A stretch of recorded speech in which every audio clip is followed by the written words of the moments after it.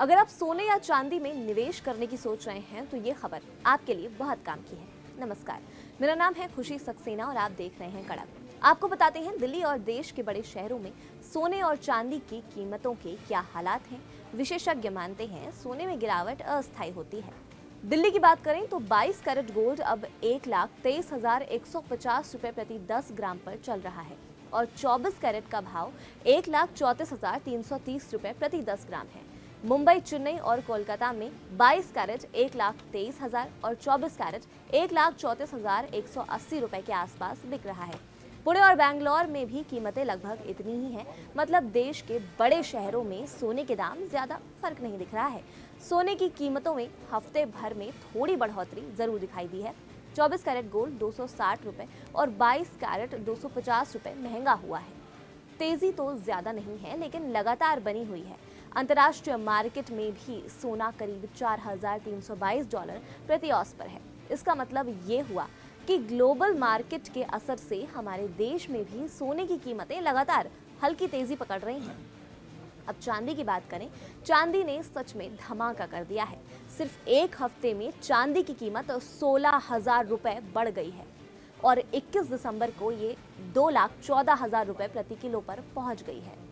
विदेशी मार्केट में चांदी का हाजिर भाव $65.85 प्रति औंस हो गया है।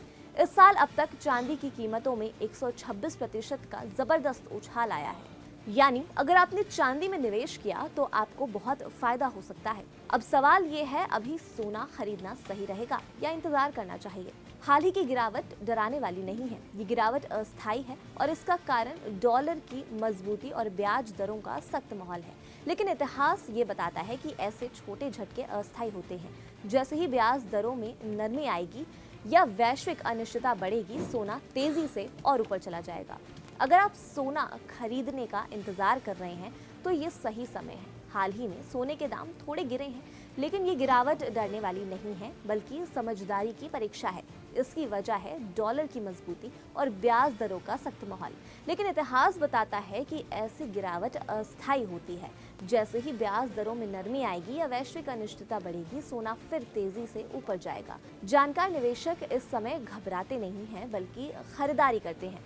भारत में तो स्थिति और भी स्पष्ट है। शादी ब्याह का सीजन, त्योहारों की डिमांड और रुपए पर दबाव मिलकर सोने को लंबे समय तक नीचे नहीं टिकने देता है।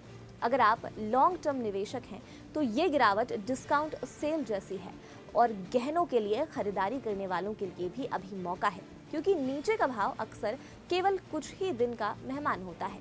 साफ संदेश ये है, सोना थोड़ा सस्ता है, मौका है और फैसले भावनाओं से नहीं समझ से लेने चाहिए, क्योंकि सोना इंतजार नहीं करता, समय निकल जाता है।